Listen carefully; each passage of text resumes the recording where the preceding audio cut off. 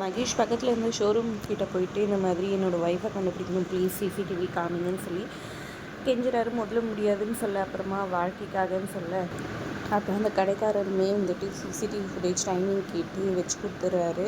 அப்புறம் அதெல்லாம் பார்த்துட்டு எங்கே போயிருக்காங்கன்றதை கண்டுபிடிச்சிடுறாரு மகேஷ்.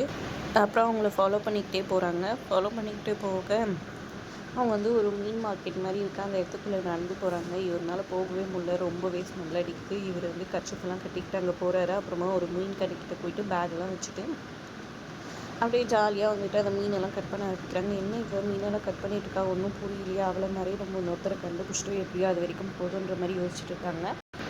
இங்கே அஞ்சலியோட அம்மா லக்ஷ்மியும் முருகனும் வந்துட்டு அவங்கள பார்க்கறதுக்காக அவங்க வீட்டுக்கு வந்திருக்காங்க. வீட்டுக்கு வந்துட்டு ஆட்டோவில் இறங்கிட்டு பார்க்குறாங்க. வீடெல்லாம் கருகி ஒரு மாதிரி கருப்பாக இருக்கிறத பார்த்தோன்னா ஷாக் ஆகி போயிடுவாங்க. என்னடா இது வீடு இப்படியே இருக்குன்னு சொல்லிட்டு அங்கே பக்கத்தில் இருக்க லேடிகிட்ட கேட்குறாங்க.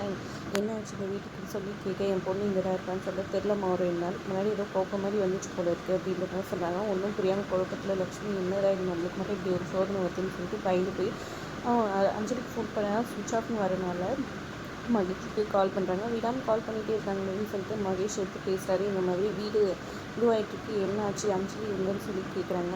ஒன்றும் இல்லை அத்தை, நல்லா தான் இருக்காங்க, நீங்கள் வீட்டுக்கு போங்க, நான் அஞ்சலி பத்திரமா கூட்டிகிட்டு வரேன் அப்படின்ற மாதிரி சொல்லிடுறாங்க. இதனால் ரொம்பவே அப்செட் ஆகிடுறாங்க லக்ஷ்மி. இங்கே அவங்க வீட்டில் அந்த கம்பெனி ஆளுங்க வந்துட்டு அவங்க ஹஸ்பண்டோட ஐடியாவான அந்த இன்ஜினோட இதுவும் வந்துட்டு தேடுறாங்க. ஐடியா எங்கேயாவது ஒழிச்சு வச்சுருக்காரான்னு சொல்லிட்டு ஷெட்டில் தேடிட்டு கிடைக்காதனால வீட்டு கூட்டு உடச்சி வந்து தேடினாங்க. அப்போ பாட்டி வந்துட்டு அப்படியே உடம்பு சரியாக படுத்துட்டு இருக்கிறதையும் பார்த்துட்டு போகிறாங்க. அந்த ஆளுங்க இங்கேயும் கிடைக்கலன்னு சொல்லிட்டு அங்கேருந்து போகிறாங்க. அதுக்கப்புறமா வீட்டுக்கு வர லக்ஷ்மி, முருகனோட ஒய்ஃப் 3 பேர் வந்து வீடெல்லாம் திறந்து போட்டுக்கிறத பார்த்து ஐயோ திருட வந்துட்டான் போலன்னு ஷாக்காகி வந்து பார்க்குறாங்க. வீடெல்லாம் கலைஞ்சிருக்கு, ஆனால் எதுவுமே இதுவாகல, எல்லாம் நல்லா இருக்கா, அத்தையும் உள்ளே தான் இருக்காங்கன்னு சொல்லிட்டு யோசிக்கிறாங்க லக்ஷ்மி. அப்போ என்னவா இருக்குன்னு சொல்லிட்டு உடனே வெற்றி கால் பண்ணி சொல்கிறாங்க. வெற்றி வந்துட்டு நீங்கள் கவலைப்படாதீங்க அத்தை, நான் 2 நாளில் என்ன பிரச்சனை, எதனால் இந்த மாதிரியெல்லாம் நடக்குதுன்னு சொல்லிட்டு நான் கண்டுபிடிச்சி சொல்கிறேன் அப்படின்னு சொல்கிறாங்க.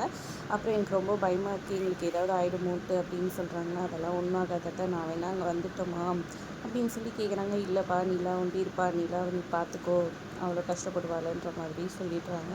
பொறுத்திருந்து பார்க்கலாம் என்ன ட்விஸ்ட் நடக்க போகுது. வீடியோ பிடிச்சிங்கன்னா லைக் பண்ணிக்கோ.